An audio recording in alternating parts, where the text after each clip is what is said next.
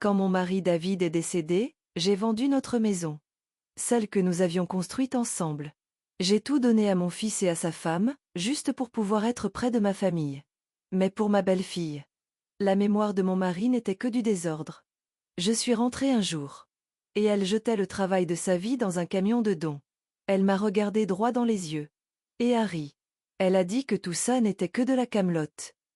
Le silence est la première chose que l'on remarque quand la personne avec qui on a partagé 50 ans de sa vie n'est plus là. Ce n'est pas un silence paisible. C'est un silence lourd, creux, qui résonne dans chaque pièce d'une maison qui semble soudain beaucoup trop grande. David était parti depuis 2 ans, mais son odeur de sueur et de vernis à bois semblait toujours flotter dans l'air de notre ancienne maison. C'était réconfortant, mais c'était aussi une torture quotidienne. Chaque coin gardait un souvenir, chaque lame de plancher un pas que nous n'entendrions plus. C'est pourquoi j'ai pris la décision. Je ne pouvais plus vivre dans un musée de mon propre bonheur passé. Mon fils, Mark, et sa femme, Jessica, construisaient leur vie. Une nouvelle maison, dans un nouveau quartier, avec mes 2 petits-enfants. Ils avaient mentionné, l'air de rien, que la conception de leur maison offrait une option pour une annexe pour les parents, un studio indépendant comme l'appelait l'architecte. Pour moi, ça sonnait comme une bouée de sauvetage. J'ai vendu notre maison, l'endroit où nous avions élevé Marc, l'endroit où David avait construit chaque étagère et chaque placard de ses propres mains. J'ai utilisé une part importante de l'argent pour financer la construction de cette annexe. Ce n'était pas un prêt. C'était un don. Un investissement dans ma famille, dans mon avenir. Je ne voulais pas être un fardeau. Je voulais être une grand-mère présente, une mère serviable. Je voulais remplir ce silence creux avec le son des rires de mes petits-enfants et le tumulte d'une maison pleine de vie. Le déménagement a été un tourbillon. Leur maison était différente. Immaculée, certes. Une palette de blanc, de gris et de beige qui semblait tout droit sortie d'un magazine de décoration. Les plans de travail en quartz étaient froids au toucher et les murs étaient ornés de phrases inspirantes écrites dans une élégante calligraphie. C'était la maison de Jessica, dans chaque détail. Mes meubles en acajou, chauds de l'âge et du toucher, y semblaient étrangers et lourds. Mes cartons, remplis non seulement d'objets mais d'histoires, étaient empilés dans le garage, un espace de transition où, je le sentais, je me trouvais désormais. Mais j'étais déterminée à faire en sorte que ça marche.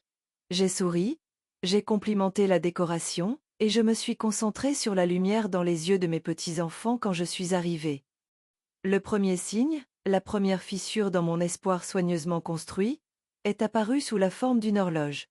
Ce n'était pas n'importe quelle horloge. C'était une grande horloge grand-père en cerisier que David avait passé tout un hiver à construire. Il me l'avait offerte pour notre 30e anniversaire de mariage. Le tic-tac régulier de cette horloge avait été la bande sonore de notre maison. C'était le premier carton que je voulais déballer. Avec l'aide de Marc, je l'ai soigneusement positionné contre le mur du salon, imaginant son battement familier se mêler à la vie de la maison. Je me suis tournée vers Marc, le cœur plein d'une joie nostalgique. Qu'en penses-tu, chérie? Est-ce un bon endroit? Avant que Marc ne puisse répondre, Jessica est entrée, s'essuyant les mains sur un torchon impeccablement blanc. Elle s'est arrêtée, la tête penchée, un sourire poli mais crispé sur le visage. Oh, Carole, a-t-elle dit, sa voix aussi douce que le pull en cachemire qu'elle portait. C'est imposant. Elle a fait un lent cercle autour de l'horloge, comme si elle inspectait une œuvre d'art qu'elle ne comprenait pas tout à fait. C'est un travail incroyable, vraiment, mais... Et voilà. Le mot que j'allais en venir à redouter. Mais ça ne correspond pas vraiment à l'ambiance que nous recherchons ici. C'est trop sombre, trop traditionnel. J'ai regardé Marc, cherchant du soutien, un mot pour défendre la mémoire de son père. Il a regardé de l'horloge à Jessica, puis au sol. Il a haussé les épaules, un geste minuscule qui criait la défaite. Eh bien, peut-être dans ton studio, maman? Il y aurait plus de place là-bas. Ces mots ont été une blessure silencieuse, mais profonde. Dans mon studio. Dans mon espace confiné. L'horloge, qui aurait dû être un battement de cœur dans le foyer familial, était bannie dans l'annexe. Jessica a souri, un sourire soulagé, victorieux. Oui, parfait. Ça sera magnifique là-bas, Carole. Ça sera entièrement à toi. J'ai dégluti, la boule dans ma gorge semblant aussi grosse que l'horloge elle-même. J'ai forcé un sourire. Bien sûr. C'est une bonne idée. Alors que Marc et moi poussions l'horloge lourde et silencieuse dans le couloir vers ma porte, j'ai compris. Je n'avais pas emménagé dans la maison de ma famille. J'avais emménagé dans une chambre dans la maison de Jessica. Et la mémoire de mon mari, l'héritage de ses mains et de son amour, n'était pas un trésor à partager. C'était juste un problème de décoration. Cette nuit-là, assise sur mon lit, je n'ai pas remonté l'horloge. Je ne pouvais pas supporter d'entendre son tic-tac solitaire, comptant le temps dans un exil que j'avais moi-même financé. J'ai regardé par ma fenêtre les cartons non ouverts dans le garage. Des cartons remplis des outils de David, de son établi, de ses projets inachevés. Et une peur froide a commencé à s'installer dans mon cœur. Si une horloge posait un tel problème, qu'allait-il advenir de tout le reste? Qu'allait-il advenir du contenu de ces cartons, qui m'étaient sacrés, mais qui aux yeux des autres pourrait juste ressembler à du désordre? Je ne le savais pas encore, mais ce garage allait devenir le prochain champ de bataille, et la guerre pour la mémoire de David ne faisait que commencer. Pendant quelques semaines, une trêve inconfortable s'est installée dans la maison. J'ai concentré mon énergie sur mes petits-enfants, leur lisant des histoires et faisant des gâteaux, créant une petite boule de chaleur pour moi-même. Je me suis dit que l'incident de l'horloge n'était qu'un simple malentendu, un choc de génération et de goût. Je me le suis répété si souvent que cela a presque semblé vrai. Mais chaque fois que je passais devant la porte du garage, je sentais une anxiété familière. Derrière cette porte se trouvait une partie de mon âme, une partie de celle de David, emballée et en attente. Je savais que ce n'était qu'une question de temps avant que cet espace, lui aussi, ne devienne une cible pour la recherche implacable de perfection minimaliste de Jessica. Le jour où c'est arrivé, j'étais dans le garage, juste pour un instant. J'avais ouvert un des cartons, mes doigts traçant le manche lisse et usé d'un des rabots préférés de David. L'odeur de cèdre et d'huile a rempli mes narines, et pendant une seconde, j'ai presque pu le sentir à côté de moi, sa présence stable comme un réconfort. C'est là que Jessica m'a trouvé. Elle n'est pas entrée avec une question, mais avec une annonce, sa voix vive et faussement joyeuse. « Carole, je suis si contente de te trouver. J'ai fait des recherches sur le feng shui et l'énergie d'une maison. Toute cette stagnation, a-t-elle dit, agitant une main dédaigneuse vers les cartons soigneusement empilés, ça bloque le flux de prospérité pour toute la famille. Je me suis levée, ma main toujours posée de manière protectrice sur le carton. En tant qu'archiviste à la retraite, je savais une chose ou deux sur l'organisation et la conservation des objets de valeur. Ils sont très bien organisés, Jessica. David était un homme méticuleux. J'ai tout catalogué. Ce n'est pas juste du désordre. J'ai essayé d'injecter une note de confiance professionnelle dans ma voix, de lui rappeler que j'étais plus qu'une vieille femme dans son studio d'invité. Elle a juste souri, un sourire placide et condescendant qui n'atteignait pas ses yeux. Elle m'a tapoté le bras. Bien sûr qu'il l'était. Mais ce n'est pas une archive, ma chère. C'est un espace de vie. Un espace pour nous. Le nous était une arme soigneusement choisie, conçue pour me faire sentir comme une étrangère. Elle a ensuite basculé en douceur, sa voix baissant en un murmure complice. Et en parlant de prospérité, Marc et moi venons d'en parler. Puisque nous aurons tellement plus de place une fois que tout cela sera dégagé, nous pourrions enfin aménager ce magnifique patio en pierre dont nous rêvons. Le paysagiste nous a donné un devis. C'est un investissement, vraiment. Cela ajouterait tellement de valeur à la propriété. Pour nous tous? La demande est restée en suspens dans l'air, enveloppée dans le langage d'un bénéfice partagé, mais le sang était clair. Elle voulait que je paie. Elle voulait que je finance l'effacement de l'héritage de mon mari et que je paie pour son remplacement. J'ai regardé au-delà d'elle, vers la maison, espérant que Marc apparaîtrait, qu'il interviendrait. Mais la maison était silencieuse. Il n'y avait que moi et elle, debout parmi les fantômes de la passion de David. J'ai senti ma résolution s'effondrer. Discuter ne ferait que créer des tensions. Ça contrarierait les petits-enfants. Ce n'était que de l'argent, me suis-je dit. Un petit prix à payer pour la paix. J'ai hoché lentement la tête.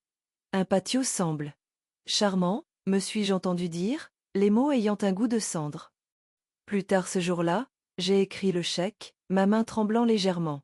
C'était une somme considérable, suffisante pour faire une brèche dans les économies que j'avais si soigneusement gardées. Quand je le lui ai tendu, Elle a à peine jeté un coup d'œil au montant, l'a juste plié soigneusement et l'a glissé dans sa poche. Merci, Carole. Tu verras. Ce sera tellement mieux pour tout le monde. Les jours suivants ont été remplis d'une appréhension silencieuse. J'ai vu Jessica au téléphone, pointant du doigt différents coins du garage et parlant avec excitation à quelqu'un. Elle a acheté des échantillons de couleurs pour les murs et un tapis de yoga, qu'elle a déroulé au centre du sol un après-midi, comme pour tester les dimensions de son futur sanctuaire. Elle avançait, et j'étais figée, spectatrice du démantèlement de mon passé. Le suspense est arrivé un jeudi matin, au petit déjeuner. J'avais mon club de lecture cet après-midi-là, chose qu'elle savait. Alors qu'elle plaçait un bol de porridge devant moi, elle a esquissé son sourire le plus éclatant et le plus désarmant. Grosse journée aujourd'hui, a-t-elle gazouillé. Je devais avoir l'air confuse, car elle a précisé. Le projet du garage. J'ai engagé des gars pour m'aider à prendre de l'avance. Je me suis dit, pourquoi attendre? Je veux te faire une surprise. Elle s'est penchée, sa voix baissant à nouveau. Ne t'inquiète de rien, Carole. Je m'occupe de tout. Quand tu rentreras cet après-midi, ce sera un tout nouvel espace. Un nouveau départ pour nous tous. Une surprise. Le mot m'a frappé comme un coup physique. Un nouveau départ. Ces mots étaient enrobés de miel, mais j'ai entendu la menace en dessous. Elle me donnait un avertissement, déguisé en gentillesse. Elle me disait de rester à l'écart. J'avais envie de crier, de lui dire d'arrêter, de lui dire qu'elle n'avait pas le droit. Mais je suis restée assise, remuant mon porridge, la cuillère cliquetant contre le bol en céramique. Je savais, avec une certitude qui me glaçait jusqu'aux os, que je ne pouvais pas aller à mon club de lecture. Je devais rester. Mais je savais aussi que je ne pouvais pas la laisser me voir regarder. Et alors qu'elle s'éloignait, fredonnant pour elle-même, un plan désespéré, à moitié formé, a commencé à prendre forme dans mon esprit. La bataille pour le garage n'était plus une menace lointaine. Elle se déroulait aujourd'hui. Et ce que j'allais découvrir était bien pire que ce que j'aurais pu imaginer. Je ne suis jamais allée à mon club de lecture. Je ne pouvais pas. Je me suis fait une tasse de thé, me suis assise dans le fauteuil qui faisait face à la porte, et j'ai attendu. Chaque nerf de mon corps était en feu. Je me suis dit que j'étais paranoïaque, que je laissais mon chagrin me rendre suspicieuse. Jessica était irréfléchie, oui, mais sûrement pas au point de. Elle ne pouvait pas. Le bruit d'un gros camion arrivant dans la rue et freinant avec un sifflement pneumatique a mis fin à mes pensées. Je me suis glissée vers la fenêtre, le souffle coupé. Ce n'était pas un camion d'enlèvement d'encombrants. C'était pire. C'était un grand camion blanc avec un logo bleu joyeux sur le côté, Emmaüs. Une association caritative. La couverture parfaite et irréprochable pour un acte de cruauté. J'ai regardé deux hommes en tenue de travail sortir et rencontrer Jessica à la porte du garage, qu'elle a ouverte avec un geste théâtral, comme si elle dévoilait un chef-d'œuvre. Et là, ils étaient. Mes cartons. Les cartons de David. Empilés exactement comme je les avais laissés. Jessica, souriante et pointant du doigt, a dirigé les hommes à l'intérieur. Mon corps s'est glacé. Je les ai vus émerger, portant le lourd établi en bois de David, celui où il avait passé des milliers d'heures, sa surface marquée par l'histoire de son artisanat. Ils l'ont manipulé brutalement, le hissant sur le plateau du camion avec un bruit sourd que j'ai senti dans mes os. Puis sont venus les cartons. Carton après carton, remplis des outils qu'il avait collectionnés toute une vie.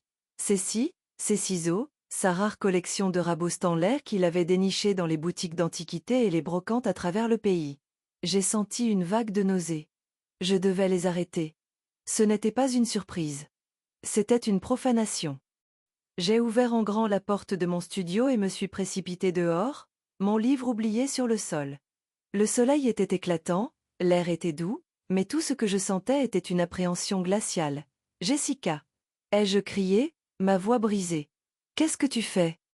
Les hommes se sont arrêtés, regardant de moi à elle.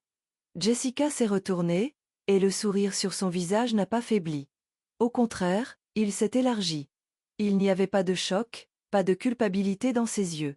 Seulement une condescendance lumineuse et exaspérante. « Carole, je t'avais dit de ne pas t'inquiéter.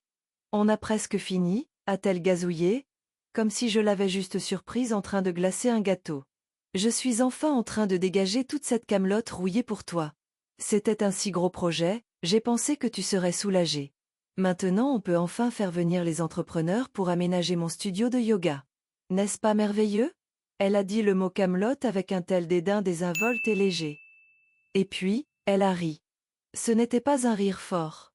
C'était un petit rire amusé, presque un souffle, comme si mon horreur était la chose la plus ridicule qu'elle ait jamais vue. Ce rire a brisé quelque chose de profond en moi. C'était le son de la victoire absolue, du mépris total. Elle ne faisait pas que vider un garage. Elle effaçait un homme qu'elle n'avait jamais respecté et se moquait de la femme qui l'aimait. Je l'ai regardée, sans voix. Le monde a semblé ralentir, les bruits du voisinage s'estompant en un grondement sourd. À cet instant, je l'ai vue clairement pour la première fois. Non pas comme une belle fille irréfléchie, mais comme une vandale. Une vandale de la mémoire.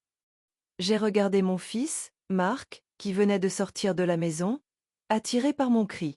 Il se tenait sur le perron, figé, regardant de mon visage dévasté à celui triomphant de sa femme. Il a tout vu. Il a vu le camion Emmaüs. Il a vu les dernières possessions de son père y être chargées. Et il n'a rien fait. Il est resté là, complice silencieux du saccage de l'héritage de son propre père. Ce fut l'instant où le chagrin que j'avais couvé pendant 2 ans s'est finalement transformé en autre chose. La plaie vive et ouverte de la perte a commencé à cicatriser, remplacée par la clarté froide et dure de la trahison. Je n'ai pas crié ni pleuré. Je me suis simplement retournée, suis rentrée dans mon studio, et j'ai fermé la porte avec un clic discret. Je ne l'ai pas claqué. Un claquement aurait été émotionnel. C'était différent. C'était la fermeture d'un chapitre. C'était l'élévation d'un mur de forteresse. Je leur avais donné mon argent, ma maison, ma confiance. Et en retour, ils m'avaient donné un rire. Assise là dans le silence soudain de ma chambre, l'écho de ce rire résonnant dans mes oreilles, je me suis sentie entièrement et complètement seule. C'était un sentiment froid et isolant, et je me suis demandé combien d'autres personnes dans le monde avaient été amenées à ressentir cela, insignifiantes dans leur propre vie, leurs sentiments les plus profonds considérés comme de la camelote. C'est étrange de penser ça dans un moment de crise, mais si cette histoire t'a touché, si tu connais ce sentiment, fais-moi savoir que je ne suis pas seule. Clique juste sur ce bouton j'aime et dis-moi peut-être en commentaire de quelle ville ou de quel pays tu écoutes. C'est un réconfort de savoir que quelqu'un t'entend. J'ai regardé l'horloge grand-père silencieuse dans le coin. Pour la première fois, son immobilité ne semblait pas un triste rappel de ce que j'avais perdu. Elle semblait une promesse. Elle attendait. David était un homme méticuleux, un homme de plan et de précision. Et moi, sa femme, l'archiviste qui avait passé 30 ans à organiser le passé, j'avais appris une chose ou deux de lui. Jessica pensait avoir gagné. Elle pensait avoir débarrassé une vieille camelote. Elle n'avait aucune idée de ce qu'elle avait vraiment fait. Elle venait de signer le reçu de sa propre chute, et j'allais être celle qui allait lui remettre la facture. Les larmes que j'attendais ne sont jamais venues. Le chagrin est une émotion chaude et désordonnée. C'était tout autre chose. C'était une clarté froide et acérée qui s'est installée sur moi comme une couche de glace. La femme qui s'était endormie en pleurant pendant des mois après la mort de David, la femme qui avait vendu sa maison par besoin désespéré de famille, la femme qui écrivait des chèques pour la paix. Elle est morte dans l'allée cet après-midi-là, juste à côté du camion Emmaüs. Tout ce qui restait était une déception tranquille et profonde. Et sous cela, quelque chose de nouveau remuait. Quelque chose que je n'avais pas ressenti depuis très longtemps. C'était une colère lente et méthodique. La colère d'une archiviste qui vient de voir une collection inestimable jetée dans un incinérateur. Je suis restée assise dans ce fauteuil pendant des heures, rejoignant le rire de Jessica dans ma tête. Ce n'était plus un son de douleur. C'était une donnée. C'était une preuve. Pendant 2 ans, j'avais cherché des excuses pour eux. Il est stressé au travail. Elle est débordée avec les enfants. Ils sont jeunes, ils ne comprennent pas. Mon esprit était une bibliothèque de justifications, de récits soigneusement construits qui me permettaient de croire en la bonté de mon propre fils. Mais on ne peut pas justifier un rire comme ça. On ne peut pas expliquer ce niveau de dédain triomphant. La vérité, dans sa simplicité brutale, était qu'il ne me voyait pas. Il voyait une ressource. Il ne voyait pas l'héritage de David. Il voyait un obstacle. Je n'étais pas de la famille. J'étais une commodité, et mon temps était compté. Mon esprit, entraîné pendant des décennies à trouver de l'ordre dans le chaos, a commencé à travailler. Il a passé au crible les débris émotionnels et a commencé à cataloguer les faits. Fait 1, Jessica avait disposé de biens qui n'étaient pas les siens. Fait 2, Marc était resté là et l'avait laissé faire. Fait 3, il croyait que j'étais une vieille femme fragile et sentimentale qui finirait par pleurer, pardonner et oublier. Ils m'avaient sous-estimé. Ils avaient pris ma patience pour de la faiblesse, ma générosité pour de la folie. Et ça, j'ai réalisé, c'était mon plus grand avantage. Ils n'avaient aucune idée de qui j'étais vraiment. Ils avaient oublié qu'avant d'être une veuve en deuil, j'étais Carole Matheson, l'archiviste en chef de la Société historique locale. Une femme qui savait que la valeur d'un objet n'est pas dans son apparence, mais dans son histoire, sa provenance. Et je connaissais l'histoire de chaque pièce qu'il venait de jeter. Je me suis levée du fauteuil, mes mouvements n'étaient plus hésitants ou fatigués. Ils étaient précis. Je suis allée à mon placard et j'ai sorti un lourd coffre verrouillé de l'étagère supérieure. Mes mains étaient stables quand j'ai inséré la petite clé et que je l'ai ouvert. À l'intérieur, niché parmi de vieilles photographies et des lettres, se trouvait un disque dur externe noir. C'était une relique de mon ancien ordinateur de travail, une sauvegarde d'une sauvegarde. David me taquinait à propos de ma redondance numérique. C'était un homme de bois et d'acier. J'étais une femme de données et de documentation. C'était l'une des façons dont nous nous complétions parfaitement. J'ai branché le disque dur sur mon ordinateur portable. La petite machine a bourdonné et, après un instant, un dossier est apparu à l'écran.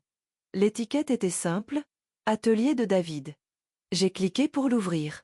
Et là, il était. Notre projet secret d'il y a des années. J'avais convaincu David de me laisser photographier et documenter toute sa collection d'outils à des fins d'assurance. Dossier après dossier s'est ouvert, révélant des images haute résolution de chaque rabot, chaque ciseau, chaque perceuse ancienne. Mais c'est le dernier fichier qui a fait battre mon cœur un peu plus vite. C'était un PDF scanné d'un registre relié en cuir. Le registre était la fierté et la joie de David.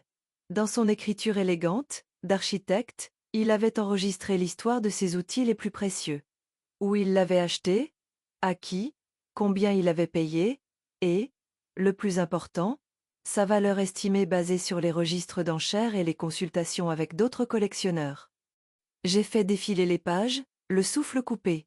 Rabot Stanley N degré 1, état neuf, 1800 €.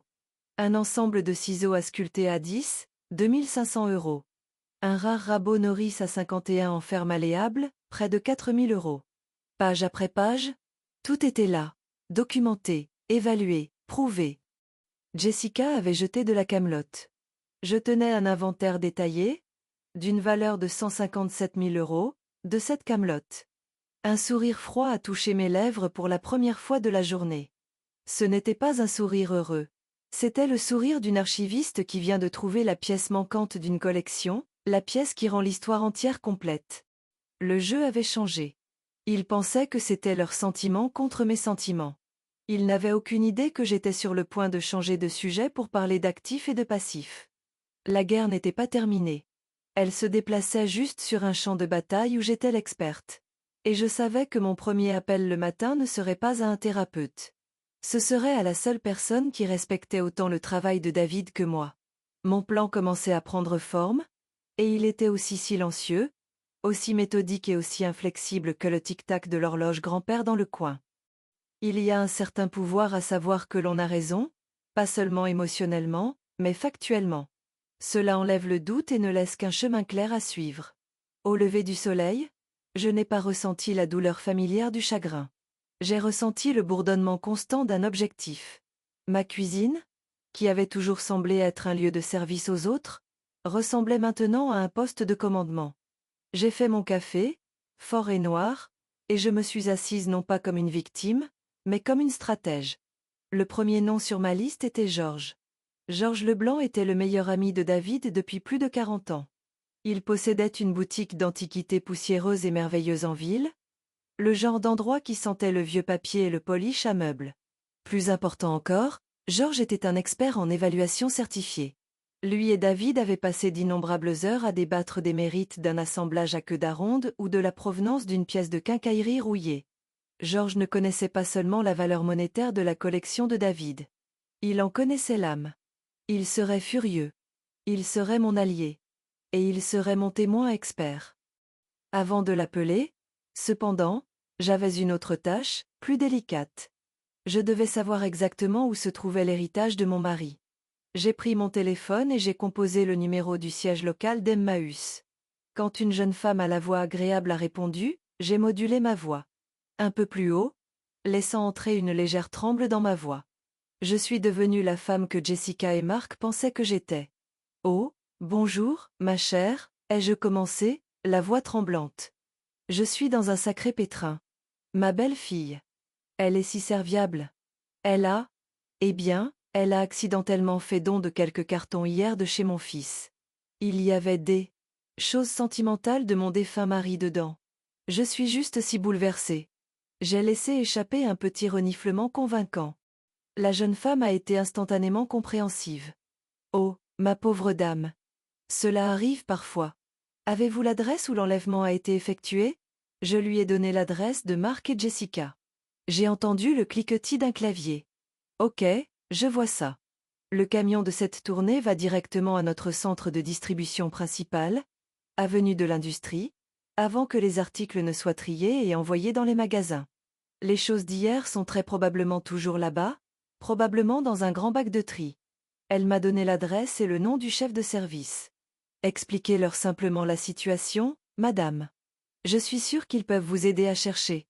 Je l'ai remercié profusément, ma voix remplie de la gratitude d'une vieille dame confuse, et j'ai raccroché. La première étape était terminée. J'avais un lieu. Maintenant, c'était l'heure de Georges. J'ai composé son numéro. Il a répondu à la deuxième sonnerie, sa voix étant un roulement familier et rocailleux. Antiquité Leblanc. J'ai pris une respiration régulière. Georges, c'est Carole Matheson. Sa voix s'est immédiatement adoucie. Carole. Comment ça va, mon ami? Je pensais justement à toi l'autre jour. Je n'ai pas perdu de temps en civilité. Je lui ai raconté toute l'histoire, depuis l'horloge grand-père jusqu'au camion Emmaüs et le rire méprisant. Je l'ai raconté calmement, factuellement, comme si je dictais un rapport d'incident. Le silence à l'autre bout de la ligne était lourd. Quand Georges a finalement parlé, la chaleur avait disparu de sa voix, remplacée par une rage basse et bouillonnante. Elle a fait quoi? A-t-il grogné. Elle a dit que le travail de David était de la camelote? Cette femme ne reconnaîtrait pas la qualité même si elle lui frappait le visage. Carole, je suis tellement désolée. C'est un sacrilège. J'ai senti une vague de soulagement me submerger. C'était la première fois que mes sentiments étaient validés. J'ai besoin de ton aide, Georges, ai-je dit, ma voix ferme. J'ai besoin d'une évaluation officielle et mise à jour. Et j'ai besoin d'un témoin. Peux-tu me retrouver au centre de distribution Emmaüs demain matin? Demain matin? A-t-il tonné. Je vais fermer la boutique. Je te retrouve là-bas à 9h pile. On va documenter chaque rondelle et chaque vie. Cette femme est sur le point de recevoir une éducation très coûteuse en art décoratif. Après avoir raccroché, j'ai senti un poids s'enlever de mes épaules. Le plan était en marche. C'était réel. J'ai passé le reste de la journée à me préparer tranquillement. J'ai imprimé chaque page du registre numérique, créant un classeur épais et intimidant.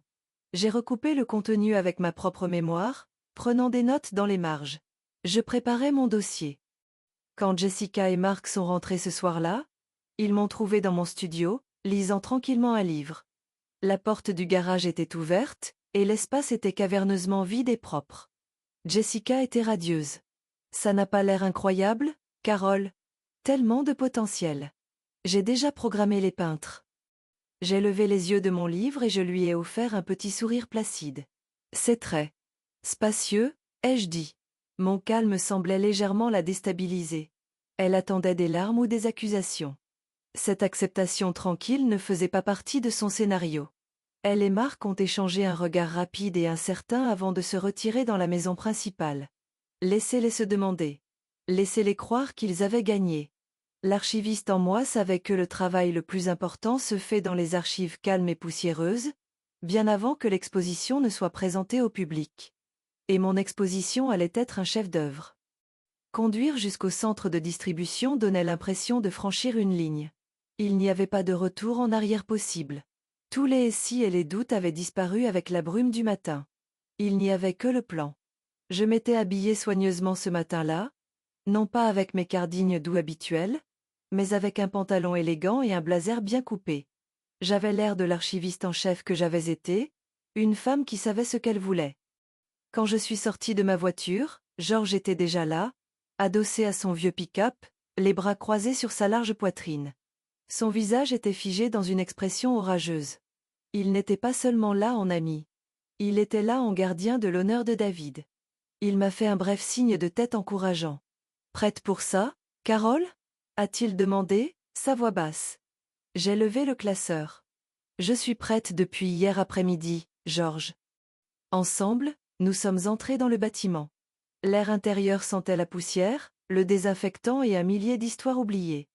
Nous avons trouvé le chef de service, un homme à l'air dépassé nommé Franck, et je me suis à nouveau glissée dans mon rôle de veuve frêle et bouleversée. J'ai expliqué notre situation, ma voix tremblant juste assez. Franck a soupiré, un homme clairement accablé par le flot constant d'erreurs humaines, mais il était compatissant. Très bien, madame. Les articles de la tournée d'hier devraient être au quai de Tricette.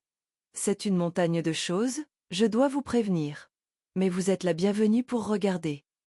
Il nous a conduits dans une pièce vaste et caverneuse remplie de bacs de dons imposants. Le quai 7 était, comme il l'avait prévenu, une montagne.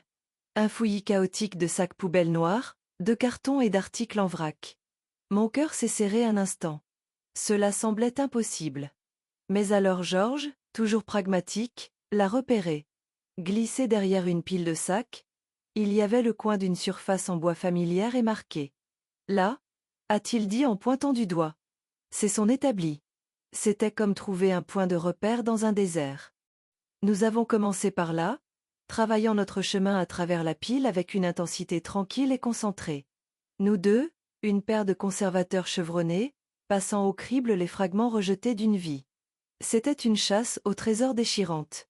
Nous avons trouvé les cartons d'outils à main, leurs couvercles déchirés, leur contenu renversé. Nous avons trouvé les pièces de bois rares que David avait gardées pour un projet spécial. Et puis, au fond d'un bac, sous un abat-jour taché et un ensemble de rideaux floraux hideux, nous l'avons trouvé. La petite boîte à outils faite à la main. J'ai retenu mon souffle alors que Georges la soulevait doucement. Il a passé sa main sur les queues d'aronde parfaites au coin. Elle a jeté ça, a-t-il murmuré, sa voix épaisse d'incrédulité. Rien que ça, c'est une œuvre d'art. Mes mains tremblaient en ouvrant le couvercle. Et là, niché à l'intérieur, exactement comme David l'avait toujours gardé, se trouvait le registre original, relié en cuir. C'était réel. C'était entre mes mains. Je l'ai serré contre ma poitrine, l'effroi froid dans mon cœur cédant finalement à une montée de fureur juste et ardente. C'était la preuve. L'évidence tangible et indéniable de leur insensibilité. Georges s'est mis au travail immédiatement. Il a sorti un appareil photo et un bloc-notes, son kit d'évaluateur. Pendant l'heure qui a suivi, il a été un tourbillon d'activités professionnelles. Il a photographié chaque outil important, le recoupant avec le registre. Il a dicté des notes dans un petit enregistreur, sa voix claire et précise. Article 73, rabot de finition Norris à 51 à semelle en fonte. État, bon, rouille mineure sur le capot de levier. Note, le manche semble avoir été endommagé pendant le transport. Valeur dépréciée d'environ 10%. Valeur estimée actuelle, 3 500 €.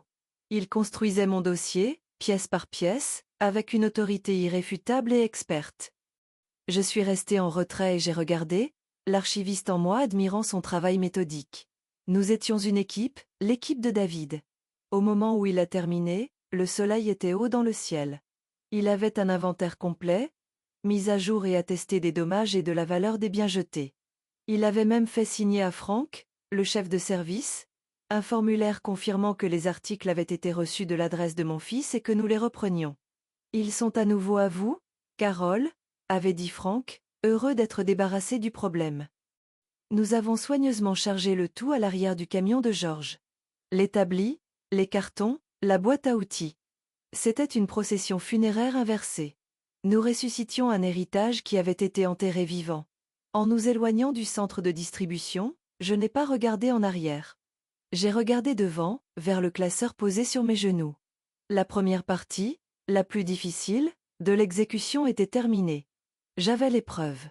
J'avais le témoin expert. J'avais l'avantage moral.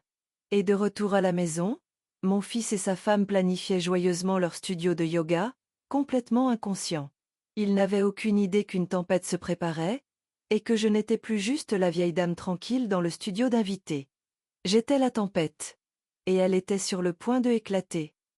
Avant de nous séparer, je me suis tournée vers Georges, mon cœur rempli d'une gratitude si immense qu'il m'était difficile de parler. Je savais que ce voyage était loin d'être terminé, et une vague de quelque chose de nouveau, un sentiment de communauté avec d'autres qui avaient pu faire face à leur propre bataille silencieuse, m'a submergée. C'est étrange comme une crise peut vous connecter au monde. Merci, Georges, ai-je dit. Ça représente tout. En rentrant chez moi, je me suis surprise à penser à toutes les histoires silencieuses qui existent, aux voix inaudibles. Si tu écoutes ceci et que cela te rappelle une force que tu as trouvée quand tu en avais le plus besoin, fais-moi plaisir et abonne-toi à la chaîne. Ça fait du bien de savoir qu'on fait tous partie d'une histoire plus grande. La patience est une arme largement sous-estimée. Mon instinct était de marcher dans le salon, de claquer le classeur sur leur table basse en verre, et de laisser la fureur que j'avais réprimée pendant 24 heures éclater. Mais l'archiviste en moi, la stratège, savait mieux. Une confrontation prématurée serait chaotique, émotionnelle. Elle leur donnerait l'occasion de tordre le récit, de me peindre en hystérique, de transformer ma juste colère en un moment de sénilité. Non, ma première action devait être silencieuse, précise, et viser la seule chose qu'ils appréciaient vraiment, leur style de vie confortable et organisé. Le lendemain matin, je suis allée à ma banque. C'était la même banque que j'utilisais depuis plus de 40 ans, et la directrice de l'agence, une femme gentille nommée Madame Duval, me connaissait bien. J'ai expliqué qu'en raison de changements dans ma situation de vie, j'avais besoin de restructurer mes finances. Nous avons ouvert une nouvelle série de comptes, uniquement à mon nom, et j'y ai transféré l'intégralité de mes économies et de mes fonds de retraite. Ensuite, j'ai clôturé le compte d'épargne joint que je partageais avec Marc, celui qu'il considérait comme son fonds d'urgence personnel. Enfin, et ce fut la partie la plus satisfaisante, j'ai annulé la carte de crédit supplémentaire que j'avais donnée à Jessica, celle qu'elle utilisait pour ses achats en ligne interminables et s'est virée dans les épiceries bio coûteuses. Je suis sortie de la banque en me sentant plus légère que je ne l'avais été depuis des années. J'avais coupé les cordons de la bourse. Le premier tremblement est arrivé 2 jours plus tard. J'étais dans la cuisine, lisant le journal au bar, quand Jessica est entrée en trombe, son téléphone collé à l'oreille. Son visage, d'habitude un masque de contentement placide, était crispé d'irritation. Non, je vous dis qu'il doit y avoir une erreur, disait-elle au téléphone, sa voix perçante. Réessayez. C'est pour la compte du nouveau revêtement de sol pour le studio de yoga. Oui, je suis sûre qu'il y a des fonds suffisants. Il y a eu une pause. Son visage est passé de l'irritation à la confusion. Refuser? Qu'est-ce que vous voulez dire refuser? C'est impossible. Elle a terminé l'appel brusquement et a regardé son téléphone comme s'il l'avait personnellement trahi. Elle a levé les yeux et m'a vu la regarder par-dessus mon journal. Une lueur de suspicion a traversé son visage, mais elle l'a rapidement masqué. Tu peux croire ça, Carole? La banque a une sorte d'erreur système. Tellement agaçant. J'ai simplement pris une gorgée de mon café. Oh, c'est un désagrément, ai-je dit, ma voix dégoulinant de fausse sympathie. J'espère qu'ils vont vite régler ça pour toi. Ses yeux se sont légèrement plissés. Elle s'attendait à ce que j'offre mon aide, que je suggère d'utiliser ma carte juste pour cette fois. Quand je ne l'ai pas fait, elle s'est retournée et est sortie de la pièce, marmonnant à propos d'un service client incompétent. La première fissure dans sa façade parfaite était apparue. Le deuxième tremblement a été beaucoup plus important, et il a frappé Marc directement. Ce soir-là, il est rentré pâle et stressé. Il a jeté ses clés sur le comptoir avec plus de force que nécessaire et a laissé échapper un soupir frustré. Jessica, toujours en train de ruminer sur son acompte de revêtement de sol, a immédiatement été en alerte maximale. Qu'est-ce qui ne va pas? A-t-elle lancé. Marc a passé la main dans ses cheveux. C'est le paiement de l'hypothèque. Il n'est pas passé. Ils ont dit que le virement automatique a été rejeté pour fonds insuffisants. Jessica a tourné la tête pour le regarder. De quoi tu parles? On a transféré de l'argent du compte joint la semaine dernière. Marc a sorti son téléphone, ses pouces filant sur l'écran. Son visage est devenu plus pâle. Le compte. Il a disparu, Jess. Ça dit que le compte a été clôturé. Maintenant, ils me regardaient tous les deux. L'air dans la pièce était épais d'accusations inexprimées. C'était ça. Le moment où ils allaient devoir m'affronter directement. Mais je ne leur ai pas donné cette satisfaction. J'ai lentement plié mon journal, l'ai soigneusement posé sur le comptoir, et me suis levée. Eh bien, cela semble être un problème, ai-je dit, ma voix égale. Je suis sûre que vous deux allez vous débrouiller. Si vous voulez bien m'excuser, j'ai un livre que j'ai hâte de reprendre. Je me suis retournée et me suis dirigée vers mon studio, sentant leurs regards incrédules brûler mon dos. J'ai entendu leur chuchotement frénétique commencer avant même de fermer ma porte. Elle aurait? Non, elle ne saurait pas comment. Ils ne pouvaient toujours pas comprendre. Dans leur esprit, j'étais une vieille femme incompétente en technologie qui savait à peine utiliser son propre téléphone portable. Ils n'avaient aucune idée de la femme qui avait géré le projet d'archivage numérique pour toute la société historique du département. Je me suis assise dans ma chambre, ne lisant pas mon livre, mais écoutant. Les chuchotements se sont transformés en une véritable dispute paniquée. Leur voix était aiguë de peur. La vie soigneusement construite qu'ils avaient bâtie, financée en grande partie par ma générosité et leur exploitation, commençait à s'effondrer. Et ils n'avaient aucune idée pourquoi. Ils étaient piégés dans une pièce où les lumières s'éteignaient une par une, et ils n'avaient pas encore réalisé que c'était moi qui me tenais près de l'interrupteur. Le classeur sur mon bureau semblait vibrer d'énergie potentielle. La partie silencieuse de mon plan était terminée. La phase suivante, la confrontation, était désormais inévitable. Et pour la première fois, je l'attendais avec impatience. Le coup, quand il est arrivé, n'était pas un simple tapotement poli. C'était une sommation. Le bruit de deux personnes qui venaient de réaliser que leur monde basculait et qui cherchaient quelqu'un à blâmer. J'ai pris une profonde respiration régulière, non pas d'anxiété, mais de préparation. Je me suis levée, j'ai marché jusqu'à la porte et je l'ai ouverte. Ils étaient tous les deux là, leur visage un mélange de confusion, de colère et de panique naissante. Jessica, comme toujours, était la porte-parole. Marc se tenait juste derrière son épaule, ressemblant à un écolier sur le point d'être réprimandé. « Carole » commença Jessica, sa voix tendue par une retenue forcée. « Nous devons parler. Il semble y avoir une certaine confusion avec les comptes bancaires. » Elle a essayé de faire passer cela pour un problème mutuel, un problème technique que nous pourrions résoudre ensemble. Je ne les ai pas invités à entrer. Je me suis simplement tenue dans l'encadrement de la porte, ma posture droite, mes mains calmement jointes devant moi. J'ai laissé le silence s'étirer un instant, leur faisant sentir le changement de pouvoir. Il n'y a aucune confusion, Jessica, ai-je dit, ma voix basse mais claire comme du cristal. Sa mâchoire s'est serrée. Qu'est-ce que ça veut dire? Le compte joint est clôturé. Ma carte de crédit a été annulée. Le paiement de l'hypothèque a été rejeté. C'est toi qui as fait ça? L'accusation était sortie, aiguë et désagréable. J'ai soutenu son regard sans flancher. Oui, je l'ai fait. Ce sont mes finances, après tout. J'ai simplement décidé de les réorganiser. La simple audace de ma déclaration simple et factuelle a semblé les sidérer. Ils s'attendaient à ce que je sois désemparée, que je nie ou m'excuse. Ils n'étaient pas préparés à une prise de possession calme et sans excuse. Marc a finalement trouvé sa voie, s'avançant. « Maman, pourquoi tu as fait ça? Sans nous parler? Nous. Nous comptons là-dessus. Tu le sais. » Sa voix était suppliante, teintée du gémissement d'un enfant à qui l'on a coupé l'argent de poche. Et c'est là que j'ai su que le moment était venu. Je me suis retournée, j'ai marché jusqu'à mon bureau, et j'ai pris le lourd classeur. Je suis revenue à l'encadrement de la porte et je l'ai tendu. « Voilà pourquoi, ai-je dit. » Jessica a regardé le classeur avec mépris. « Qu'est-ce que c'est? Encore de ta vieille camelote ?» Le mot est resté suspendu dans l'air entre nous, exactement comme dans l'allée. C'était le déclencheur. Ceci, ai-je dit, ma voix baissant, perdant toute sa chaleur et devenant aussi froide et dure que l'acier, est un inventaire détaillé, évalué, et légalement attesté de la vieille camelote que tu as si généreusement donnée à Emmaüs en mon nom. La camelote que mon mari, ton père, ai-je dit, mes yeux se fixant sur ceux de Marc, a passé sa vie à créer et à collectionner.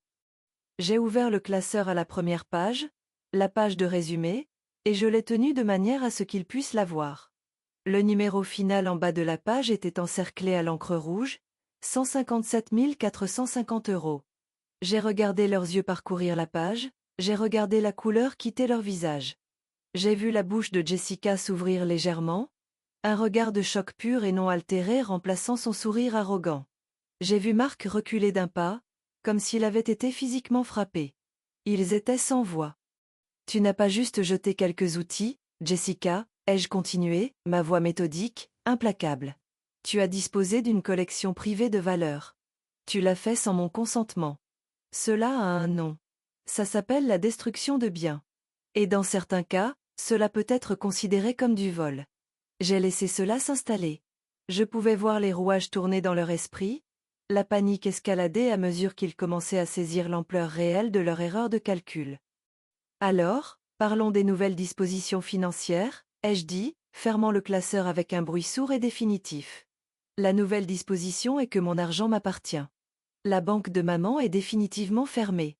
La gratuité est terminée. Vous êtes adulte. Vous avez une maison, vous avez des emplois. Vous devrez trouver comment payer votre propre hypothèque à partir de maintenant. Jessica a finalement balbutié, retrouvant sa voix. Tu ne peux pas faire ça, nous. Nous ne pouvons pas nous permettre cette maison sans ton aide. Tu as promis. Tu as dit que tu voulais faire partie de la famille. J'ai presque ri. Une famille? Ai-je demandé, ma voix teintée de glace. Une famille ne rit pas en jetant l'héritage d'un homme. Une famille ne voit pas sa propre mère comme un distributeur automatique ambulant. Tu ne voulais pas d'un membre de la famille, Jessica. Tu voulais une financière à domicile. Et je démissionne officiellement de ce poste. J'ai regardé Marc, mon cœur me faisant mal d'une dernière et profonde déception. Je suis ta mère. Pas ton filet de sécurité. Tu es resté là et tu as regardé ça se passer. Tu l'as laissé faire. C'est la conséquence. J'ai ensuite énoncé ma dernière condition. Vous avez deux options. Soit vous contractez un prêt et vous me remboursez la valeur estimée totale de la collection que vous avez détruite, 157 000 €. Soit je dépose une plainte au civil et un rapport de police. Le choix vous appartient. Vous avez une semaine pour me donner votre réponse. Sur ce, je suis retournée dans mon studio. Je n'ai pas attendu leur réponse. J'ai simplement fermé la porte sur leur visage stupéfait et horrifié, le clic silencieux du verrou faisant écho à la finalité de ma décision. La confrontation était terminée. Je n'avais pas élevé la voix, je n'avais pas pleuré. J'avais simplement présenté les faits. Et la vérité, j'avais découvert, était une arme plus puissante que n'importe quelle explosion émotionnelle n'aurait jamais pu l'être. J'avais établi mes conditions. J'avais posé mes limites. Et pour la première fois depuis la mort de David, je me sentais vraiment, complètement maître de ma propre vie. Je m'attendais à une tempête, et c'est une tempête que j'ai eue. Pendant les 2 jours suivants, la maison a été un théâtre de désespoir. La première phase a été la colère. Je les entendais faire les 100 pas, leur voix montant et descendant. J'ai entendu des portes claquer. J'ai entendu Jessica crier, « Elle bluffe.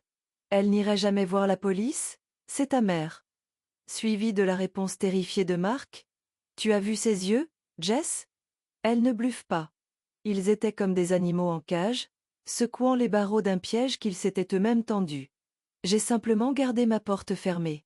Je me préparais mes repas, je lisais mes livres, et j'ai commencé à passer des appels, à des agents immobiliers. La deuxième phase a été la manipulation. Elle est arrivée le 3e jour, sous la forme d'un coup à ma porte qui était doux, hésitant.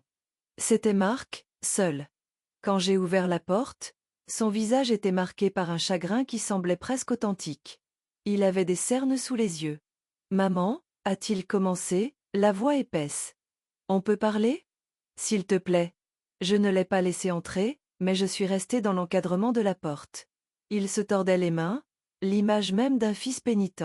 « Je suis tellement désolée, je ne savais pas. Je n'aurais jamais laissé ça arriver si j'avais su que ces outils étaient de valeur. » Je l'ai regardé, mon cœur ne ressentant rien d'autre qu'une tristesse profonde et lassée. « Tu ne comprends pas l'essentiel, Marc, ai-je dit, ma voix douce mais ferme. Ça n'aurait pas dû importer s'ils valaient 15 € ou 150 000 €. Ils étaient à ton père. Ils étaient à mon mari. Il comptait pour moi. Ça aurait dû suffire. Il a tressailli, la vérité de mes mots le frappant. Il a essayé une autre approche. On ne peut pas se permettre une telle somme, maman. Ça nous ruinerait. On devrait vendre la maison. La maison que tu nous as aidés à construire. Pense aux enfants. S'il te plaît. Ne fais pas ça à ta propre famille. Voilà, c'était encore là. L'appel à la famille, l'appel à ma culpabilité. Mais les mots avaient perdu leur pouvoir sur moi. Ce n'était que du bruit maintenant. Les décisions que toi et Jessica avez prises ont des conséquences, ai-je répondu calmement. Comment vous y faites face dépend de vous. Il vous reste 4 jours pour décider. J'ai fermé la porte sur son visage suppliant. Ça faisait mal, mais c'était une douleur nette, comme de remettre un os cassé. C'était nécessaire. La phase finale, comme je le savais, fut la capitulation. Elle fut livrée par Jessica. Elle est venue à ma porte le soir du 6e jour. L'arrogance avait disparu. Elle avait l'air fatiguée, vaincue. Elle n'a pas essayé de me regarder dans les yeux. Elle a simplement fixé le sol. On va te payer, a-t-elle dit, les mots semblant lui être arrachés de la gorge. On a parlé à la banque. On doit prendre une deuxième hypothèque sur la maison. C'est la seule solution. Il n'y avait aucune excuse dans sa voix, seulement le ressentiment amer de quelqu'un qui a été complètement déjoué. Cela semble être une décision sensée, ai-je dit simplement. Mon avocat prendra contact avec le vôtre pour gérer le transfert des fonds. Je n'ai offert aucun réconfort. Je n'ai pas dit je suis désolée que... Ma belle-fille a jeté les affaires de mon mari décédé, et a ri en disant que c'était de la camelote. Alors j'ai... Un peu plus haut, laissant entrer une légère tremble dans ma voix. Je suis devenue la femme que Jessica et Mark pensaient que j'étais. Oh, bonjour, ma chère, ai-je commencé, la voix tremblante. Je suis dans un sacré pétrin. Ma belle-fille. Elle est si serviable. Elle a... Eh bien, elle a accidentellement fait don de quelques cartons hier de chez mon fils. Il y avait des... choses sentimentales de mon défunt mari dedans. Je suis juste si bouleversée. J'ai laissé échapper un petit reniflement convaincant. La jeune femme a été instantanément compréhensive. Oh, ma pauvre dame. Cela arrive parfois. Avez-vous l'adresse où l'enlèvement a été effectué? Je lui ai donné l'adresse de Mark et Jessica. J'ai entendu le cliquetis d'un clavier. Ok, je vois ça. Le camion de cette tournée va directement à notre centre de distribution principal, avenue de l'Industrie, avant que les articles ne soient triés et envoyés dans les magasins. Les choses d'hier sont très probablement toujours là-bas, probablement dans un grand bac de tri. Elle m'a donné l'adresse et le nom du chef de service. Expliquez-leur simplement la situation, madame. Je suis sûre qu'ils peuvent vous aider à chercher. Je l'ai remercié profusément, ma voix remplie de la gratitude d'une vieille dame confuse, et j'ai raccroché. La première étape était terminée. J'avais un lieu. Maintenant, c'était l'heure de Georges. J'ai composé son numéro.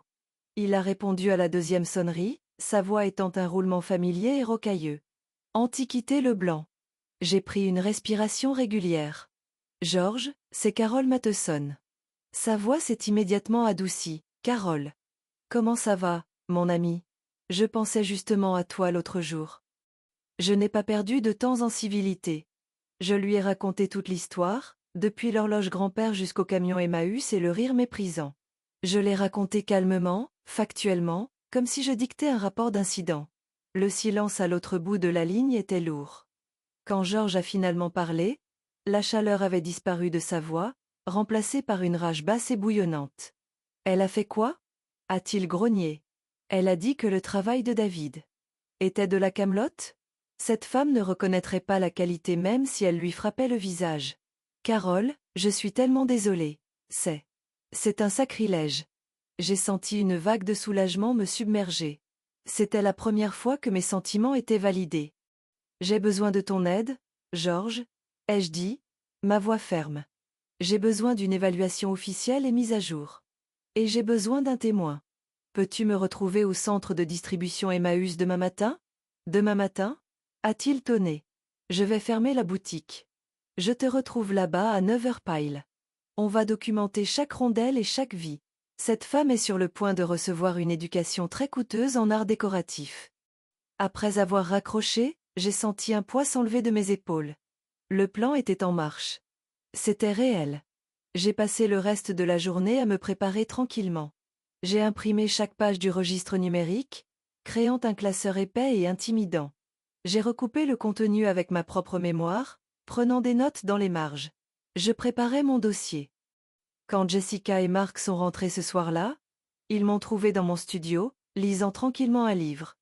La porte du garage était ouverte, et l'espace était caverneusement vide et propre. Jessica était radieuse. Ça n'a pas l'air incroyable, Carole? Tellement de potentiel. J'ai déjà programmé les peintres. J'ai levé les yeux de mon livre et je lui ai offert un petit sourire placide. C'est très spacieux, ai-je dit. Mon calme semblait légèrement la déstabiliser. Elle attendait des larmes ou des accusations. Cette acceptation tranquille ne faisait pas partie de son scénario. Elle et Marc ont échangé un regard rapide et incertain avant de se retirer dans la maison principale. Laissez-les se demander. Laissez-les croire qu'ils avaient gagné. L'archiviste en moi savait que le travail le plus important se fait dans les archives calmes et poussiéreuses, bien avant que l'exposition ne soit présentée au public. Et mon exposition allait être un chef-d'œuvre. Conduire jusqu'au centre de distribution donnait l'impression de franchir une ligne. Il n'y avait pas de retour en arrière possible. Tous les si et les doutes avaient disparu avec la brume du matin. Il n'y avait que le plan. Je m'étais habillée soigneusement ce matin-là, non pas avec mes cardignes doux habituels, mais avec un pantalon élégant et un blazer bien coupé. J'avais l'air de l'archiviste en chef que j'avais été, une femme qui savait ce qu'elle voulait. Quand je suis sortie de ma voiture, Georges était déjà là, adossé à son vieux pick-up, les bras croisés sur sa large poitrine. Son visage était figé dans une expression orageuse. Il n'était pas seulement là en ami. Il était là en gardien de l'honneur de David. Il m'a fait un bref signe de tête encourageant. « Prête pour ça, Carole ?» a-t-il demandé, sa voix basse. J'ai levé le classeur. Je suis prête depuis hier après-midi, Georges. Ensemble, nous sommes entrés dans le bâtiment. L'air intérieur sentait la poussière, le désinfectant et un millier d'histoires oubliées. Nous avons trouvé le chef de service, un homme à l'air dépassé nommé Franck, et je me suis à nouveau glissée dans mon rôle de veuve frêle et bouleversée. J'ai expliqué notre situation, ma voix tremblant juste assez. Franck a soupiré, un homme clairement accablé par le flot constant d'erreurs humaines, mais il était compatissant. Très bien, madame. Les articles de la tournée d'hier devraient être au quai de Tricette. C'est une montagne de choses, je dois vous prévenir. Mais vous êtes la bienvenue pour regarder. Il nous a conduits dans une pièce vaste et caverneuse remplie de bacs de dons imposants. Le quai 7 était, comme il l'avait prévenu, une montagne. Un fouillis chaotique de sacs poubelles noirs, de cartons et d'articles en vrac. Mon cœur s'est serré un instant. Cela semblait impossible. Mais alors Georges, toujours pragmatique, l'a repéré. Glissé derrière une pile de sacs, il y avait le coin d'une surface en bois familière et marquée. Là, a-t-il dit en pointant du doigt. C'est son établi. C'était comme trouver un point de repère dans un désert. Nous avons commencé par là, travaillant notre chemin à travers la pile avec une intensité tranquille et concentrée. Nous deux, une paire de conservateurs chevronnés, passant au crible les fragments rejetés d'une vie. C'était une chasse aux trésors déchirantes. Nous avons trouvé les cartons d'outils à main, leurs couvercles déchirés, leur contenu renversé. Nous avons trouvé les pièces de bois rares que David avait gardées pour un projet spécial. Et puis, au fond d'un bac, sous un abat-jour taché et un ensemble de rideaux floraux hideux, nous l'avons trouvé. La petite boîte à outils faite à la main. J'ai retenu mon souffle alors que Georges la soulevait doucement. Il a passé sa main sur les queues d'aronde parfaites au coin. Elle a jeté ça, a-t-il murmuré, sa voix épaisse d'incrédulité. Rien que ça, c'est une œuvre d'art. Mes mains tremblaient en ouvrant le couvercle. Et là, niché à l'intérieur, exactement comme David l'avait toujours gardé, se trouvait le registre original, relié en cuir. C'était réel. C'était entre mes mains. Je l'ai serré contre ma poitrine, l'effroi froid dans mon cœur cédant finalement à une montée de fureur juste et ardente. C'était la preuve. L'évidence tangible et indéniable de leur insensibilité. Georges s'est mis au travail immédiatement. Il a sorti un appareil photo et un bloc-notes, son kit d'évaluateur. Pendant l'heure qui a suivi, il a été un tourbillon d'activités professionnelles. Il a photographié chaque outil important, le recoupant avec le registre. Il a dicté des notes dans un petit enregistreur, sa voix claire et précise. Article 73, rabot de finition Norris à 51 à semelle en fonte. État, bon, rouille mineure sur le capot de levier. Note, le manche semble avoir été endommagé pendant le transport. Valeur dépréciée d'environ 10%. Valeur estimée actuelle, 3 500 €. Il construisait mon dossier, pièce par pièce, avec une autorité irréfutable et experte. Je suis resté en retrait et j'ai regardé, l'archiviste en moi admirant son travail méthodique. Nous étions une équipe, l'équipe de David. Au moment où il a terminé, le soleil était haut dans le ciel. Il avait un inventaire complet, mis à jour et attesté des dommages et de la valeur des biens jetés. Il avait même fait signer à Franck, le chef de service, un formulaire confirmant que les articles avaient été reçus de l'adresse de mon fils et que nous les reprenions. Ils sont à nouveau à vous, Carole, avait dit Franck, heureux d'être débarrassé du problème. Nous avons soigneusement chargé le tout à l'arrière du camion de Georges. L'établi, les cartons, la boîte à outils. C'était une procession funéraire inversée. Nous ressuscitions un héritage qui avait été enterré vivant. En nous éloignant du centre de distribution, je n'ai pas regardé en arrière. J'ai regardé devant, vers le classeur posé sur mes genoux. La première partie, la plus difficile, de l'exécution était terminée. J'avais les preuves. J'avais le témoin expert. J'avais l'avantage moral. Et de retour à la maison, mon fils et sa femme planifiaient joyeusement leur studio de yoga, complètement inconscients. Ils n'avaient aucune idée qu'une tempête se préparait, et que je n'étais plus juste la vieille dame tranquille dans le studio d'invités. J'étais la tempête. Et elle était sur le point de éclater. Avant de nous séparer, je me suis tournée vers Georges, mon cœur rempli d'une gratitude si immense qu'il m'était difficile de parler. Je savais que ce voyage était loin d'être terminé, et une vague de quelque chose de nouveau, un sentiment de communauté avec d'autres qui avaient pu faire face à leur propre bataille silencieuse, m'a submergée. C'est étrange comme une crise peut vous connecter au monde. Merci, Georges, ai-je dit. Ça représente tout. En rentrant chez moi, je me suis surprise à penser à toutes les histoires silencieuses qui existent, aux voix inaudibles. Si tu écoutes ceci et que cela te rappelle une force que tu as trouvée quand tu en avais le plus besoin, fais-moi plaisir et abonne-toi à la chaîne. Ça fait du bien de savoir qu'on fait tous partie d'une histoire plus grande.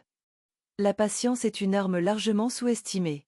Mon instinct était de marcher dans le salon, de claquer le classeur sur leur table basse en verre, et de laisser la fureur que j'avais réprimée pendant 24 heures éclater. Mais l'archiviste en moi, la stratège, savait mieux. Une confrontation prématurée serait chaotique, émotionnelle. Elle leur donnerait l'occasion de tordre le récit, de me peindre en hystérique, de transformer ma juste colère en un moment de sénilité. Non, ma première action devait être silencieuse, précise, et viser la seule chose qu'ils appréciaient vraiment, leur style de vie confortable et organisé. Le lendemain matin, je suis allée à ma banque.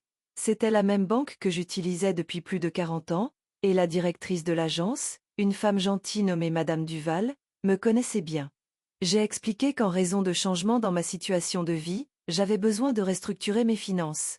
Nous avons ouvert une nouvelle série de comptes, uniquement à mon nom, et j'y ai transféré l'intégralité de mes économies et de mes fonds de retraite. Ensuite, j'ai clôturé le compte d'épargne joint que je partageais avec Marc, celui qu'il considérait comme son fonds d'urgence personnel. Enfin, et ce fut la partie la plus satisfaisante, j'ai annulé la carte de crédit supplémentaire que j'avais donnée à Jessica, celle qu'elle utilisait pour ses achats en ligne interminables et ses virées dans les épiceries bio coûteuses. Je suis sortie de la banque en me sentant plus légère que je ne l'avais été depuis des années. J'avais coupé les cordons de la bourse. Le premier tremblement est arrivé 2 jours plus tard. J'étais dans la cuisine, lisant le journal au bar, quand Jessica est entrée en trombe, son téléphone collé à l'oreille. Son visage, d'habitude un masque de contentement placide, était crispé d'irritation. « Non, je vous dis qu'il doit y avoir une erreur, » disait-elle au téléphone, sa voix perçante. « Réessayez. C'est pour la compte du nouveau revêtement de sol pour le studio de yoga. Oui, je suis sûre qu'il y a des fonds suffisants. » Il y a eu une pause. Son visage est passé de l'irritation à la confusion. « Refuser ? Qu'est-ce que vous voulez dire refuser ? C'est impossible. » Elle a terminé l'appel brusquement et a regardé son téléphone comme s'il l'avait personnellement trahi. Elle a levé les yeux et m'a vu la regarder par-dessus mon journal. Une lueur de suspicion a traversé son visage, mais elle l'a rapidement masqué. Tu peux croire ça, Carole? La banque a une sorte d'erreur système. Tellement agaçant. J'ai simplement pris une gorgée de mon café. Oh? C'est un désagrément, ai-je dit, ma voix dégoulinant de fausse sympathie. J'espère qu'ils vont vite régler ça pour toi. Ses yeux se sont légèrement plissés. Elle s'attendait à ce que j'offre mon aide, que je suggère d'utiliser ma carte juste pour cette fois. Quand je ne l'ai pas fait, elle s'est retournée et est sortie de la pièce, marmonnant à propos d'un service client incompétent. La première fissure dans sa façade parfaite était apparue. Le deuxième tremblement a été beaucoup plus important, et il a frappé Marc directement. Ce soir-là, il est rentré pâle et stressé.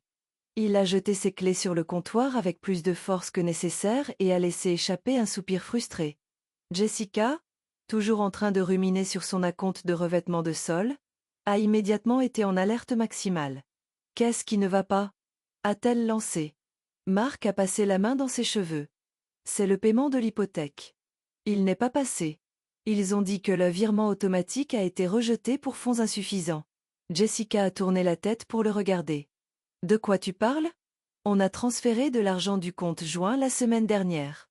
Marc a sorti son téléphone, ses pouces filant sur l'écran. Son visage est devenu plus pâle. Le compte. Il a disparu, Jess. Ça dit que le compte a été clôturé.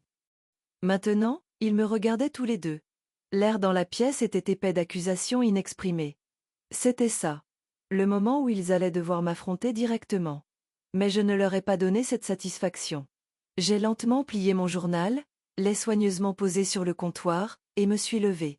Eh bien, cela semble être un problème, ai-je dit, ma voix égale. Je suis sûre que vous deux allez vous débrouiller.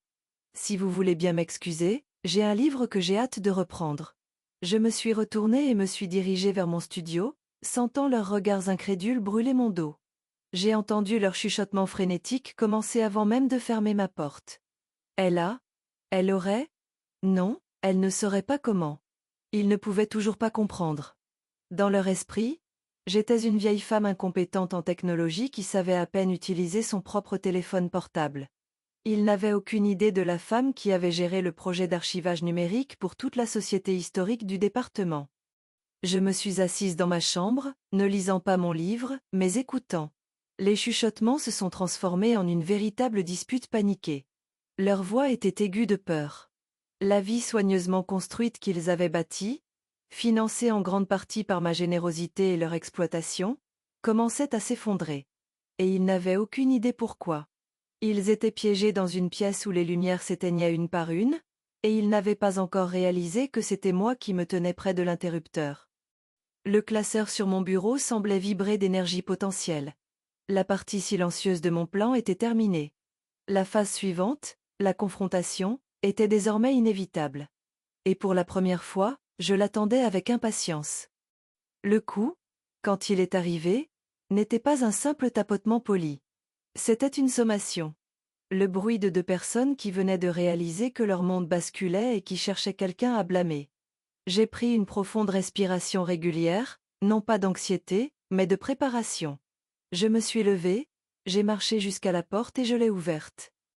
Ils étaient tous les deux là, leur visage un mélange de confusion, de colère et de panique naissante. Jessica, comme toujours, était la porte-parole. Marc se tenait juste derrière son épaule, ressemblant à un écolier sur le point d'être réprimandé. Carole, commença Jessica, sa voix tendue par une retenue forcée. Nous devons parler. Il semble y avoir une certaine confusion avec les comptes bancaires. Elle a essayé de faire passer cela pour un problème mutuel, un problème technique que nous pourrions résoudre ensemble. Je ne les ai pas invités à entrer. Je me suis simplement tenue dans l'encadrement de la porte, ma posture droite, mes mains calmement jointes devant moi. J'ai laissé le silence s'étirer un instant, leur faisant sentir le changement de pouvoir. Il n'y a aucune confusion, Jessica, ai-je dit, ma voix basse mais claire comme du cristal. Sa mâchoire s'est serrée. Qu'est-ce que ça veut dire? Le compte joint est clôturé. Ma carte de crédit a été annulée. Le paiement de l'hypothèque a été rejeté. C'est toi qui as fait ça?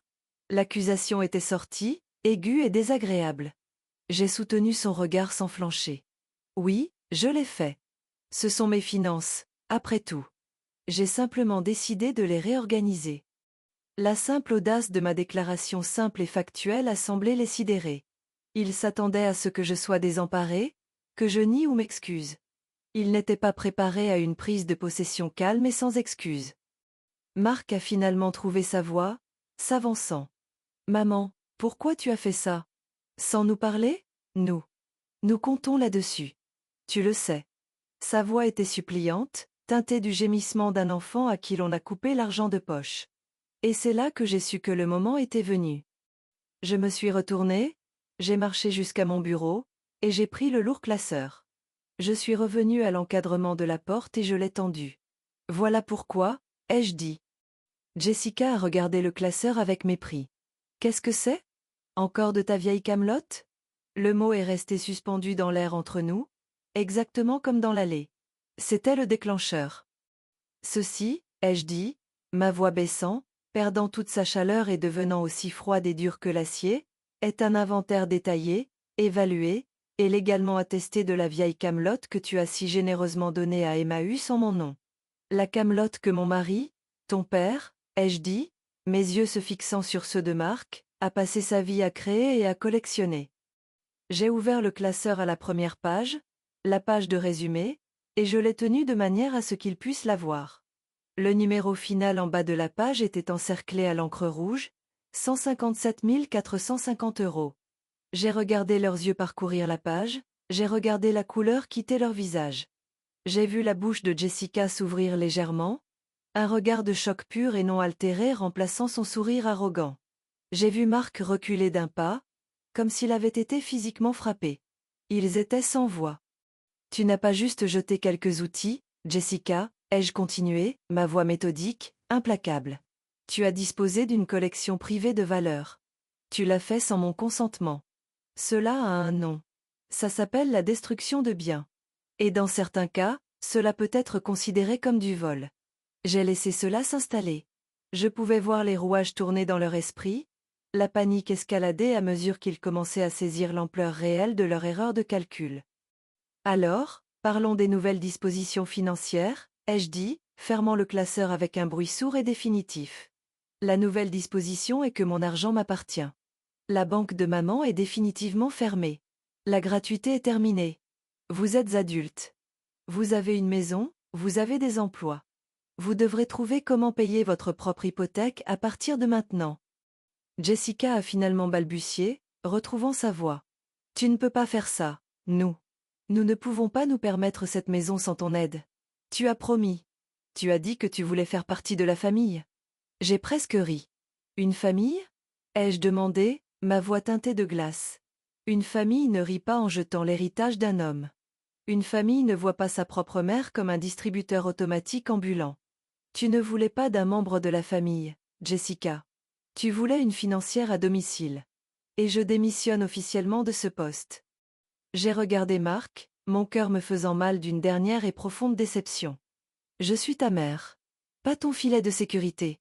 Tu es resté là et tu as regardé ça se passer. Tu l'as laissé faire. C'est la conséquence. J'ai ensuite énoncé ma dernière condition. Vous avez deux options. Soit vous contractez un prêt et vous me remboursez la valeur estimée totale de la collection que vous avez détruite, 157 000 €. Soit je dépose une plainte au civil et un rapport de police. Le choix vous appartient. Vous avez une semaine pour me donner votre réponse. Sur ce, je suis retournée dans mon studio. Je n'ai pas attendu leur réponse. J'ai simplement fermé la porte sur leur visage stupéfait et horrifié, le clic silencieux du verrou faisant écho à la finalité de ma décision. La confrontation était terminée. Je n'avais pas élevé la voix, je n'avais pas pleuré. J'avais simplement présenté les faits. Et la vérité, j'avais découvert, était une arme plus puissante que n'importe quelle explosion émotionnelle n'aurait jamais pu l'être. J'avais établi mes conditions. J'avais posé mes limites. Et pour la première fois depuis la mort de David, je me sentais vraiment, complètement maître de ma propre vie. Je m'attendais à une tempête, et c'est une tempête que j'ai eue. Pendant les 2 jours suivants, la maison a été un théâtre de désespoir. La première phase a été la colère. Je les entendais faire les 100 pas, leur voix montant et descendant. J'ai entendu des portes claquer. J'ai entendu Jessica crier, elle bluffe. Elle n'irait jamais voir la police? C'est ta mère. Suivi de la réponse terrifiée de Mark. Tu as vu ses yeux, Jess? Elle ne bluffe pas. Ils étaient comme des animaux en cage, secouant les barreaux d'un piège qu'ils s'étaient eux-mêmes tendus. J'ai simplement gardé ma porte fermée. Je me préparais mes repas, je lisais mes livres, et j'ai commencé à passer des appels, à des agents immobiliers. La deuxième phase a été la manipulation. Elle est arrivée le troisième jour, sous la forme d'un coup à ma porte qui était doux, hésitant. C'était Mark, seul. Quand j'ai ouvert la porte, son visage était marqué par un chagrin qui semblait presque authentique. Il avait des cernes sous les yeux. Maman, a-t-il commencé, la voix épaisse. On peut parler? S'il te plaît. Je ne l'ai pas laissé entrer, mais je suis restée dans l'encadrement de la porte. Il se tordait les mains, l'image même d'un fils pénitent. Je suis tellement désolée, je ne savais pas. Je n'aurais jamais laissé ça arriver si j'avais su que ces outils étaient de valeur. Je l'ai regardé, mon cœur ne ressentant rien d'autre qu'une tristesse profonde et lassée. Tu ne comprends pas l'essentiel, Marc, ai-je dit, ma voix douce mais ferme. Ça n'aurait pas dû importer s'ils valaient 15 € ou 150 000 €. Ils étaient à ton père. Ils étaient à mon mari. Ils comptaient pour moi. Ça aurait dû suffire. Il a tressailli, la vérité de mes mots le frappant. Il a essayé une autre approche. On ne peut pas se permettre une telle somme, maman. Ça nous ruinerait. On devrait vendre la maison. La maison que tu nous as aidés à construire. Pense aux enfants. S'il te plaît. Ne fais pas ça à ta propre famille.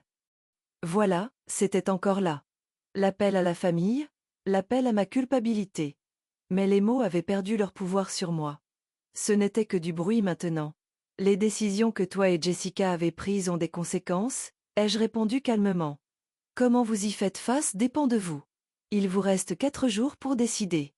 J'ai fermé la porte sur son visage suppliant. Ça faisait mal, mais c'était une douleur nette, comme de remettre un os cassé. C'était nécessaire. La phase finale, comme je le savais, fut la capitulation. Elle fut livrée par Jessica. Elle est venue à ma porte le soir du 6e jour. L'arrogance avait disparu. Elle avait l'air fatiguée, vaincue. Elle n'a pas essayé de me regarder dans les yeux. Elle a simplement fixé le sol. On va te payer? A-t-elle dit, les mots semblant lui être arrachés de la gorge. On a parlé à la banque. On doit prendre une seconde hypothèque sur la maison, c'est la seule solution. Il n'y avait aucune excuse dans sa voix, seulement le ressentiment amer de quelqu'un qui a été complètement déjoué. Cela semble être une décision sensée, ai-je dit simplement. Mon avocat prendra contact avec le vôtre pour gérer le transfert des fonds. Je n'ai offert aucun réconfort. Je n'ai pas dit je suis désolée que ça ait dû en arriver là. Ça devait en arriver là. C'était le prix de leur manque de respect. C'était le coût de ce rire. Le studio de yoga, les nouveaux sols, le patio paysager, tous ces rêves construits sur mon argent et l'héritage de mon mari se sont évanouis, remplacés par le poids écrasant d'un prêt hypothécaire supplémentaire qui les suivrait pendant des années. Ce n'était pas une vengeance cruelle. C'était une équation simple et élégante. Ils avaient pris quelque chose de valeur, et maintenant ils devaient le rembourser. C'était la justice, dans sa forme la plus pure, la plus mathématique. L'atmosphère dans la maison pendant les semaines suivantes était lourde d'un ressentiment froid et silencieux. Ils m'évitaient. Les repas n'étaient plus une mascarade tendue de convivialité. Ils étaient pris par équipe. Le son de leur dispute a été remplacé par un silence lourd et oppressant. Je les voyais se pencher sur les relevés bancaires à la table de la cuisine, leurs visages sombres. J'ai vu la nouvelle marque de café, moins chère, dans le garde-manger. J'ai vu le panneau à vendre apparaître sur leur deuxième voiture. Ils vivaient les conséquences de leur choix, chaque jour. Un soir, j'ai entendu ma petite fille aînée demander à Jessica pourquoi maman et papa étaient si tristes tout le temps. Jessica, sans se rendre compte que j'étais dans la pièce voisine, a répondu d'une voix basse et amère, « Parce que parfois, mon chéri, les gens ne sont pas ceux qu'on croit. » J'ai souri pour moi-même. Pour la première fois, elle avait absolument raison. Ils n'avaient aucune idée de qui j'étais. Mais ils apprenaient. Et moi, dans mon studio tranquille, entouré du silence de ma victoire, j'étais enfin libre. J'avais les fonds nécessaires pour construire une vie selon mes propres termes, loin des décombres qu'ils avaient fait de la leur. La maison qu'ils désiraient tant avoir pour eux seuls leur semblait maintenant moins un palais et plus une prison de leur propre fabrication. Et ça, ai-je pensé, c'était la justice la plus poétique de toutes. Je savais que mon temps dans cette maison touchait à sa fin. Alors que je regardais les annonces de nouvelles maisons, une espérance que je n'avais pas ressentie depuis des années commençait à bouillonner en moi. C'était un sentiment étrange et puissant, d'être sur le point d'un nouveau départ à mon âge. Ça donne à réfléchir combien de nouveaux départs nous attendent, quel que soit le chapitre de notre vie. J'ai entendu tant d'histoires incroyables de personnes du monde entier qui écoutent. Si tu as un moment, j'aimerais savoir d'où tu écoutes. Juste une ville ou un pays dans les commentaires. C'est une petite chose, mais ça rend ce grand monde un peu plus connecté. Le jour où l'argent a été transféré sur mon nouveau compte, cela n'a pas semblé une victoire. Ça a semblé une libération. C'était la rupture de la dernière chaîne qui me liait à cette maison froide et silencieuse. J'avais ma conclusion. Et maintenant, je pouvais avoir mon commencement. Je ne voulais pas d'une autre grande maison à remplir de silence. Je voulais de la lumière. Je voulais de la légèreté. Je voulais une vie construite pour moi, par moi. Je l'ai trouvée là où je ne m'y attendais pas. C'était un appartement dans une résidence dynamique adaptée aux seniors, de l'autre côté de la ville. Ce n'était pas un studio indépendant ni une annexe. C'était à moi. La première fois que j'y suis entrée, le soleil de l'après-midi filtrait à travers une grande fenêtre en baie, illuminant les poussières qui dansaient dans l'air. Il y avait 2 chambres, une pour moi, et une pour mes livres et mon nouveau bureau. Il y avait un petit patio ensoleillé parfait pour un jardin. C'était une toile vierge, et j'avais hâte de commencer à peindre. Mon dernier jour chez Marc et Jessica fut calme et courtois. J'avais engagé mes propres déménageurs. Alors qu'ils emballaient soigneusement l'horloge grand-père de David et sortaient mes meubles en acajou sous la lumière vive du soleil, Jessica regardait depuis la fenêtre de la cuisine, les bras croisés, le visage impénétrable. Marc a aidé à porter un dernier carton jusqu'à ma voiture. Il a hésité, comme s'il voulait dire quelque chose de plus que l'adieu creux qui flottait dans l'air. Mais il n'a pas trouvé les mots. Ou peut-être qu'il a finalement compris qu'il n'y avait plus de mots. Je lui ai juste fait un simple hochement de tête. Prends soin de toi, Marc, ai-je dit, et pour la première fois, ce n'était pas la supplique d'une mère, mais la simple déclaration d'un adulte à un autre. L'instant où j'ai fermé la porte de ma nouvelle maison derrière moi, j'ai ressenti une paix si profonde qu'elle m'a presque fait fléchir les genoux. C'était la paix de la souveraineté. J'ai passé la première semaine à déballer, non par devoir, mais avec un sentiment de découverte. Je me redécouvrais, ma propre vie. L'horloge de David fut la première chose que j'ai installée, à la place d'honneur dans mon nouveau salon. Je l'ai soigneusement remontée, et alors que son tic-tac familier et régulier remplissait l'espace, j'ai souri. Ce n'était plus un son solitaire. C'était le son de ma vie, qui avançait. J'ai rejoint le club de jardinage de la résidence, mes mains trouvant une nouvelle raison d'être dans la terre. J'ai renoué avec de vieilles amies de mes jours d'archiviste, et nous avons commencé un groupe de déjeuner bi-hebdomadaire. Je me suis portée bénévole à la bibliothèque locale, aidant à organiser leurs archives historiques. Mes anciennes compétences se rallumaient avec un feu satisfaisant. Mes journées étaient pleines. Non pas des obligations de servir les autres, mais de la joie de mes propres passions. Je n'étais plus seulement une mère ou une veuve. J'étais Carole. Et j'étais intéressante. J'avais des opinions. J'avais un emploi du temps. Georges m'a aidé à aménager un petit atelier parfait dans ma 2e chambre. Nous avons soigneusement déballé les outils de David, nettoyant la rouille, huilant les manches en bois. Nous les avons accrochés sur un panneau perforé au mur, non pas un triste mémorial, mais une belle présentation fonctionnelle de la vie d'un maître artisan. Parfois, je m'asseyais juste là et les regardais, ne ressentant pas de tristesse, mais une fierté profonde et durable. Son héritage n'était pas de la camelote. C'était de l'art. Et il était en sécurité maintenant.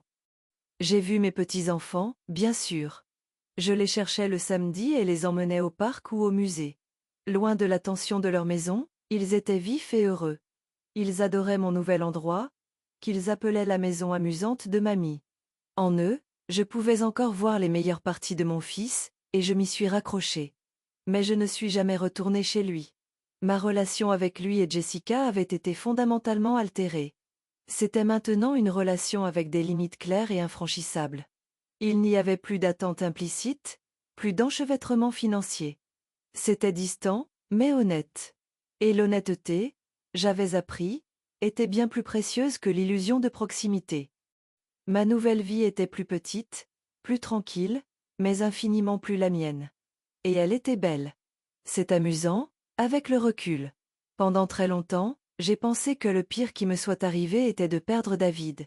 Mais d'une manière étrange et douloureuse, la deuxième pire chose qui m'est arrivée, ce jour dans l'allée, avec ce camion Emmaüs et ce rire méprisant, est ce qui m'a vraiment sauvée.